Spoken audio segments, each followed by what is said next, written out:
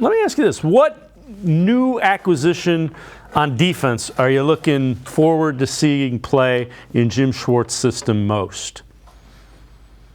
For me, it's Ogbo Okoronkwo, and I never pronounce his name correctly, so I apologize to him. But I really just like the acquisition of the defensive end from the Texans.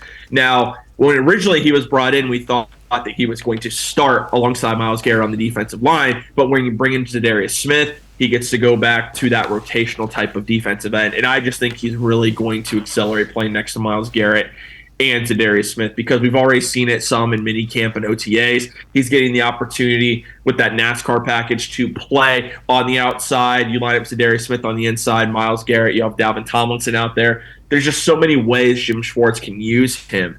And if you look at his production as a rotational end, I mean, 75.1 overall grade. He still had 5 sacks this past year. Give him those rotational reps. He's also never had talent like this that he's been playing with on the defensive line. I mean, he had some of it with the Rams, playing with Aaron Donald, obviously, that really helped.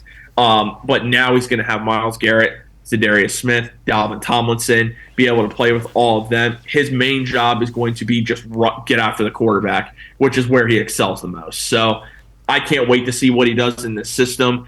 I really want to see how many snaps he gets per game, because I think that he's mainly going to be used on third downs, but also he now is going to be spelling Myles Garrett frequently too. That way you don't have Myles Garrett in on every single series, which you don't want anyway, because you don't want Myles Garrett to wear down as much in the fourth quarter. So Browns have a lot of depth on the defensive line, especially at defensive end, and I think Ogbo is probably going to have a career year, especially in Jim Schwartz's scheme.